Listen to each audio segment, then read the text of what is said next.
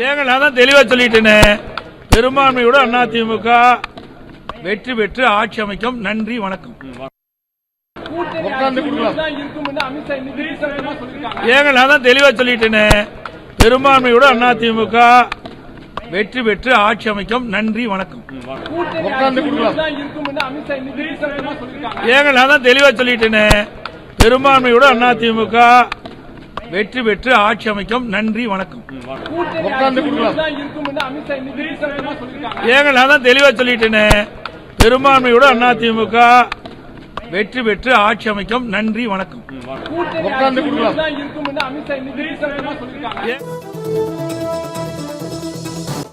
பாண்டிச்சேரியில் சற்று முன்பு அதிமுக பொதுச் செயலாளர் எடப்பாடி பழனிசாமி அமித்ஷா தெரிவித்த கருத்துக்கு மறுப்பு தெரிவித்திருக்கிறார்.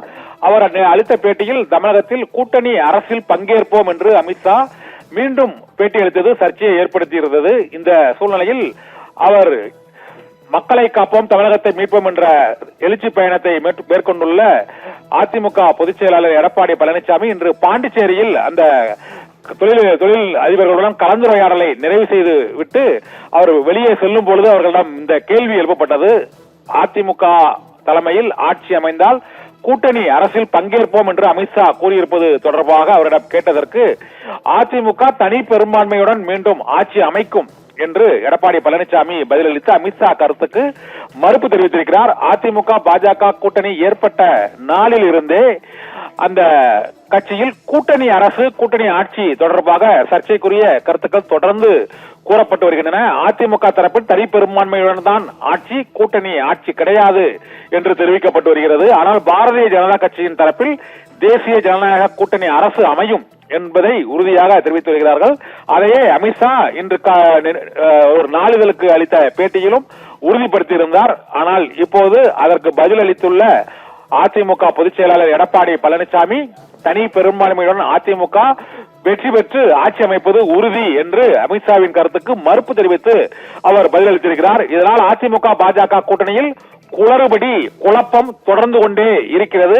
கூட்டணி ஆட்சி யார் முதலமைச்சர் என்பது தொடர்பாக அமித்ஷா தரப்பில் இதுவரை எடப்பாடி பழனிசாமியின் பெயரையோ அல்லது கூட்டணி ஆட்சி இல்லை என்ற பதிலையோ அவர் இன்னும் தரவில்லை.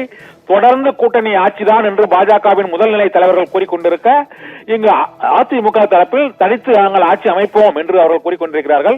உண்மையில் பாரதிய ஜனதா கட்சிக்கு அதிமுக கூட்டணியில் எத்தனை இடங்கள் வழங்கப்படும்?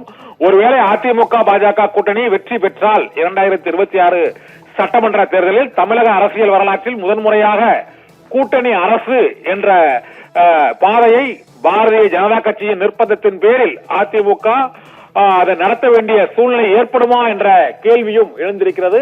இதனால் அதிமுக பாரதிய ஜனதா கட்சியின் இடையேயான அந்த கூட்டணியில் தொடர்ந்து முரண்பாடுகள், குளறுபடிகள், குழப்பங்கள் நீடித்துக் கொண்டே இருக்கின்றன. மூன்றாவது முறையாக அமித்ஷா கூட்டணி அரசுதான் அமையும் என்று அவர் தொடர்ந்து பல்வேறு ஊடகங்களுக்கு பேட்டியளித்துக் கொண்டிருக்கிறார்.